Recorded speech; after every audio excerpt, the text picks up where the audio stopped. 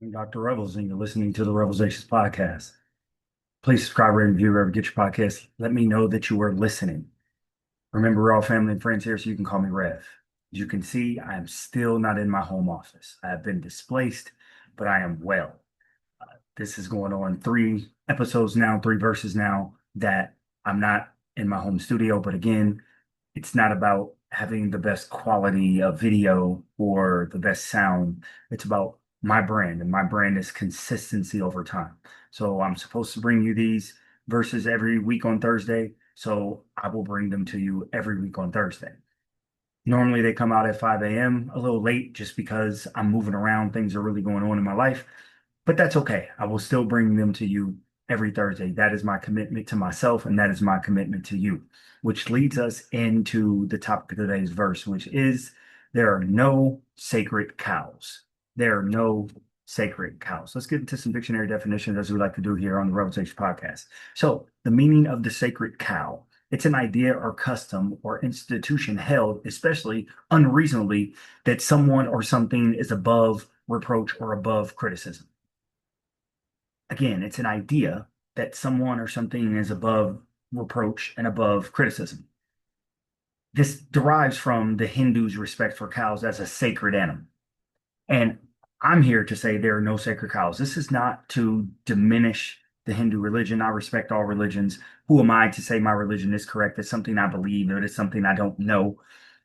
I People in my religion, they are often people who say, no, we're right, we're 100% right. But I like to push back on that and say, well, we don't necessarily know, and we should treat other people who do not believe the same as we do with respect because we want them to treat us with respect. So that respect goes both ways. But in the aspect of the sacred cow, I said there are no sacred cows.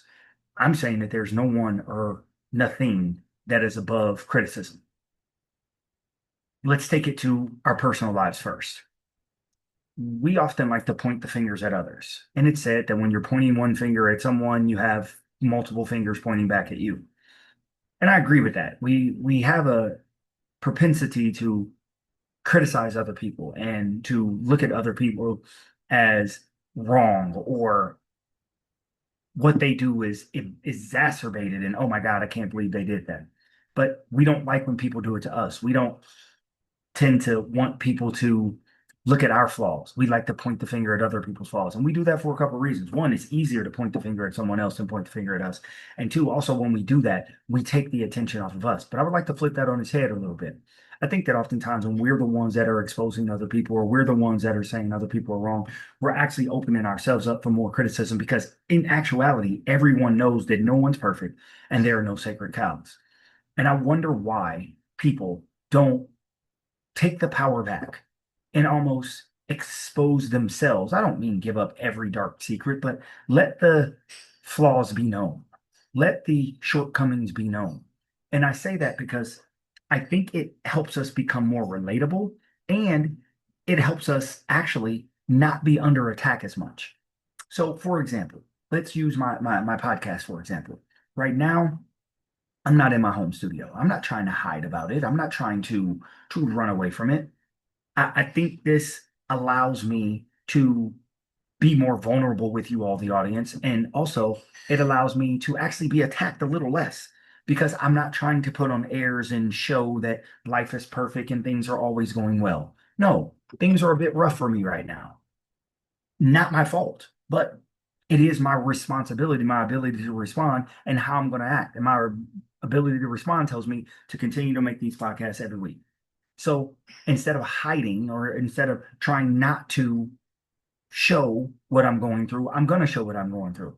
And I don't think I'm going to lose one single listener, one single follower because of it. If anything, I might gain more because I might be more real and be more relatable. Think about the person that you know that pretends to be perfect, the person that you know that acts like they have no flaws whatsoever. Do you really like that person? Are you the type of person that wants to gravitate toward the person who pretends to be perfect? Are you the person that pretends to be perfect? And you know you're not. Because if we all look at our ledger, we all have mistakes. We all have shortcomings. We all have flaws, things that we're just not good at, things that we cannot overcome. So there are no sacred cows. So I almost think that we don't necessarily need to attach ourselves, but if we make our shortcomings vulnerable, it will make us more relatable and it will make us less likely to be attacked, because you can't attack me on something that I've already exposed. And I'm like, I've taken the power back because I'm not allowing that to be hidden and then you expose it. I've exposed it and saying, you know what? This is my flaw, but I'm still here. I'm still pushing. I'm still successful despite my flaws. So when we look at celebrities or superstars, and even though we try not to, but because of the media and because how we are as humans, we tend to put people on pedestals.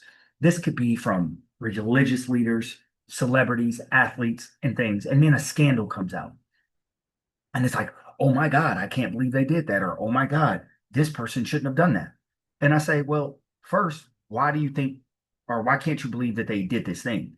It was an image that they were portraying, and there are no sacred cows. So that person that you like, that person that you love, that person that you are idolizing in some type of way, maybe not idolizing to where you're putting them in a godlike figure, but looking up to them. They have just as many flaws as you do.